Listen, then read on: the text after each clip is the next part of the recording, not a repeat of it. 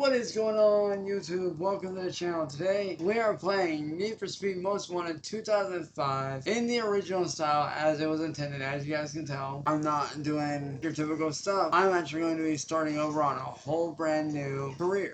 First off, now this is going to be the start of a brand new career, so I'm starting over fresh. This is going to be like the first 15 minutes of it. Hopefully you guys do enjoy this. Now if you guys do like this gameplay, be sure to let me know. Turn the sound up a little bit. Roger that. Dude, I miss old school games like this, man. If y'all do want to see more games like this on the channel, sure, smack that like button and subscribe button down below, ladies and gents.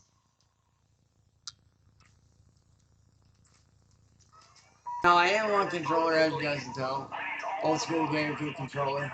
Also, let me know what you guys think about this setup. Damn, I guess I stand corrected. I said it was a Wii in the last video. My bad, guys. It's a GameCube, and I'm not gonna be that guy, but I'll argue they're all the same. They're all Game Boys. Probably pissed off half a generation right there, and gave another half PTSD. Welcome back to another Lolcow update, my friends. Today we're gonna be covering some of the recent Cyraxx shenanigans that I didn't think were too important to mix into one of the documentary episodes. We're also gonna look at our good boy Rich over at ReviewTechUSA because he's been doing some stuff, but like I said, I don't want to make any more dedicated videos on him, so we'll give him a little time here. With that said, let's jump right into it. Oh damn, there's the BMW, baby, let's go. Got Razor's Mustang.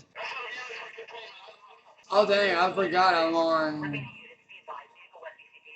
triggers now. Oh shit, let's go. Actually, I triggered that more than I like the A button. Let's go. But dude, let me know what you guys think down below of this, man. Cause like, this is such a fun game. And the fact that I get to come back and revisit this in its original form, man, that's dope. This is probably one of my favorite Need for Speed games. One of the few I actually played from start to finish when I was younger. Damn sad to see Cyraxx having to ruin it for me here. Watching his actual dog water gameplay. You can hardly understand what he's trying to say. He's mumbling all over the place, likely sludged out. He keeps asking us, what do you think of this setup? And Cyraxx, this setup sucks. I'm not even gonna pretend like it's any good. I can see all the dust on your dilapidated 10-year-old TV. I can see your little anime sculpture with its faded paint because it probably hasn't been moved in 13 years. I can definitely barely see you, brother. You're super blurry. Gameplay is pretty blurry and bright. Everything's washed out, brother. Not really sure who can enjoy this. It's sad that you have to resort to this to do anything on YouTube these days. I think you just give up by now. But dude, it just feels good to be back. Playing old school games like this that you can just pick up and play.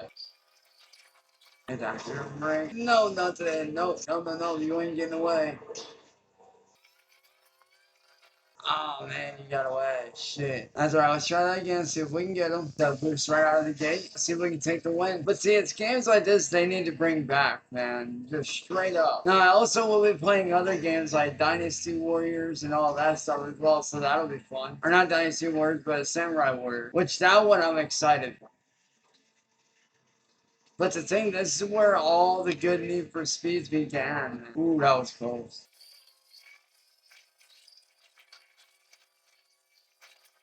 Take the shortcut. See ya! Got 10 grand off that, not bad. It kills me when Cyraxx talks crap to the bots in the games and then gets his ass handed to him by the bots. You're not gonna get away, bitch! Oh god, no, wait, oh fuck, he got away. So stupid. Love how Cyraxx immediately goes right back to the losing strategy that just made him crash out and mess up the first time. Even in games, Cyraxx can't figure anything out from his mistakes. Definitely a lost cause across the board. And honestly, Cyraxx, as I've said time and time again, is incredibly boring. His personality is that of a wet cardboard box, and I'll stand by that. So I'm not gonna bore you guys and make you watch the rest of this because it really is just a bunch of nonsense, and Cyraxx truly is just boring, and you know, the glare on the TV kind of gives me a headache if I'm honest, and I don't want to give you guys a headache either, so we're just gonna move on. Cyraxx can only stream for 15 minutes at a time right now because he can't verify his account because good old William Gloryhole has compromised everything he owns. Cyraxx is living in constant pain currently, and we're here and thriving as we watch it. Let's take a look at our friend Rich next and see what he's been up to. So, wow. First of all, an epic moment. I think this has been a long time coming in the making. People have wanted to see us have a conversation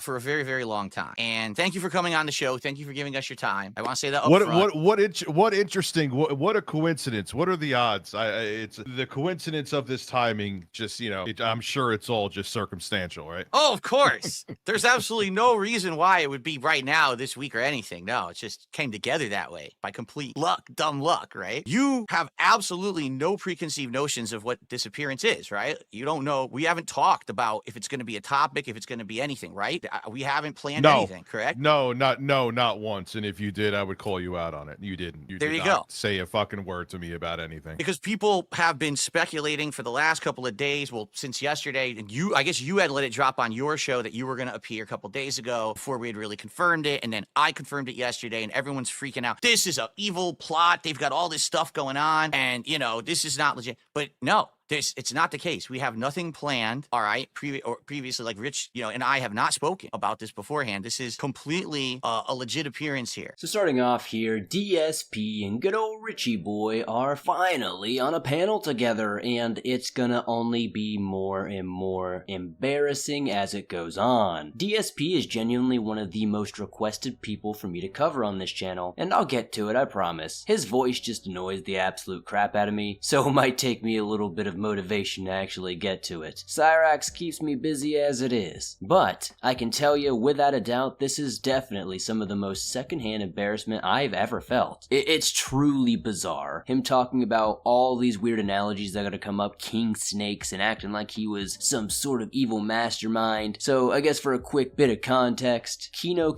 which is a channel that does similar stuff as us over here on the Swamp Dweller Live channel, has been memeing and dreaming on good old DSP and ReviewTechUSA for a minute now. Absolutely milking them cows dry. And, you know, DSP's not gonna take that sitting down. No. He's definitely concocted this incredibly masterful plan that won't go wrong in any way. I guess we've had a good cold open, right? I guess we'll get into it, right? We'll actually get into like the format and what this is actually going to be.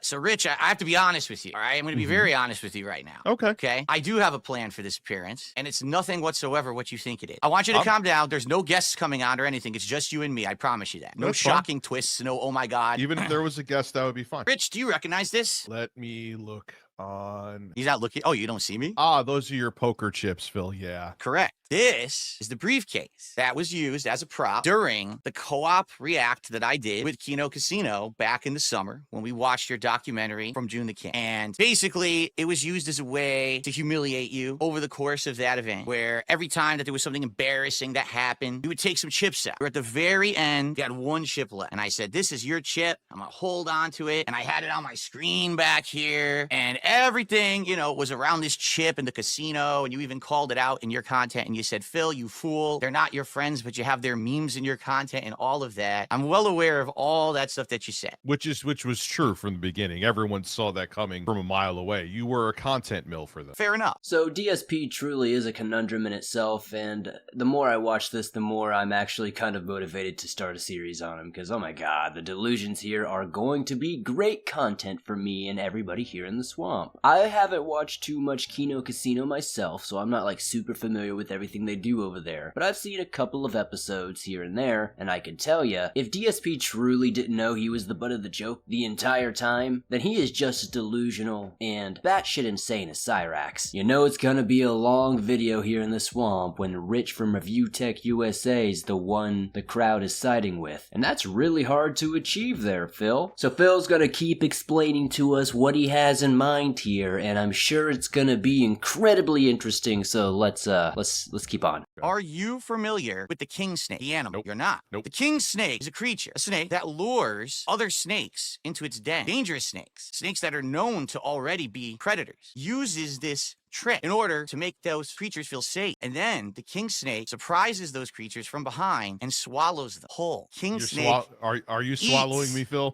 Hold on. The king snake eats other predators whole after laying a trap.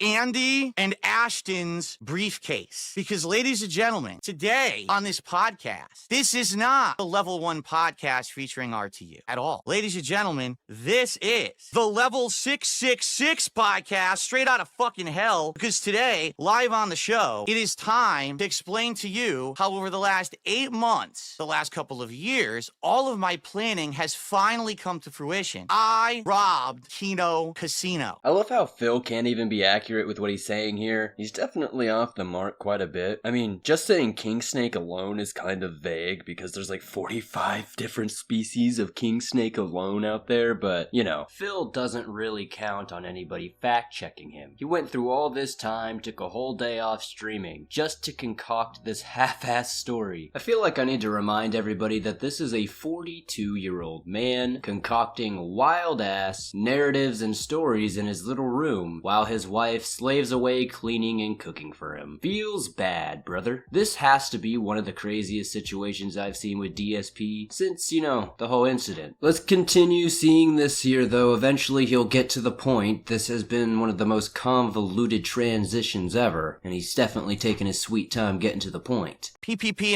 incredibly embarrassing himself because he actually thought that, like, we were, like, bosom buddies, or possibly he's gay, I'm not sure. You know, we'd have to see there. And then, basically how it fell apart, also things that they said about Keemstar that I think you'll find pretty interesting. Or we could just look at the very few things that I talked about with Warski, because we barely ever spoke, telling you, like, it was such minuscule stuff. Where would you like to begin? Are any of those as embarrassing as when you pressure your audience to donate so your wife doesn't have to cook dinner? Oh, they're actually way more embarrassing because I do that publicly as an act to entertain, while these things were done behind the scenes in good confidence. So that's the difference. All right, so you know what, Phil? Show me something, man. Show me. I want you to show me why you called Strangely Lex a slut too. When I show more skin. As a matter, I show more skin than she does. That's not in here because that just happened recently. We didn't even talk about that behind the scenes. We only talked about that on the show. So what you've seen there, you know, smart guys. There's nothing to see. There was nothing behind the scenes to talk about. That was just you being salty, but okay. So what would you like to talk about here? Or should I just pick one? By the way, for the record, everyone's telling me to just dump you from the show because you've already derailed it so poorly and they just want me to do this for myself. But I'm keeping you on here out of good faith. So what would you like to do? Phil, you have over 1,300 viewers right now. I'm not seeing, the only one seeing is maybe because a couple people who want Ethan Ralph to come on, but no one's saying to dump me from the show. This is the most viewership. Like, you would need to do like 6 streams to get this much viewership. They're not here for you, though, Rich. They're not here for you. I hate to tell you. So you get this much viewership every day? No, it's because I'm doing what I'm doing right now. I mean, you being on this, you know, I'm doing this as a service to you because I did use you as the way to get this entire arc started. I skipped around a lot of this stream because honestly, I think I'm just gonna make a longer form episode on it. But to get to the nitty gritty, Phil is trying to basically spin this yarn that he is some sort of mastermind that created this whole PPP situation here. It's truly next level cope, insane narcissism on full display. If you think Smugrax is bad, this is definitely on a similar level. Again, we're talking about a man who can hardly clean his own house, and he wants us to believe he set up this whole PPP situation from the beginning. Like I was saying, it's insane when Rich comes off as the sane and rational one, dunking on Phil the entire time. It's incredibly humorous to see Phil try to play off his grifting and begging for donations as a character, as a part of the whole stream, if you will, for entertainment. And come on, Phil. As we're seeing, Phil has a deflection for every accusation or every piece of drama he's been a part of. There's always some sort of master plan of why he was involved at all. At some point, Phil starts trying to gaslight his audience and Rich, saying that the audience doesn't want him on there, his numbers have nothing to do with Rich being a part of it, etc, etc. And honestly, as much as we want to talk trash on Rich, Rich pulls more numbers than DSP usually. So I would definitely put money that there were more people there because Rich was there. Obviously, the whole topic on top of it helps too, but we all know this is just copium coming from DSP. Well, I think that's where we're going to end this little Lolcow installment, little update if you will. I will have some more dedicated videos on both of these Lolcows. Be sure to hit that like button if you enjoyed this video. Subscribe if you're new. I upload videos on all kinds of Lolcows every single day, and I'll see you all soon with another one.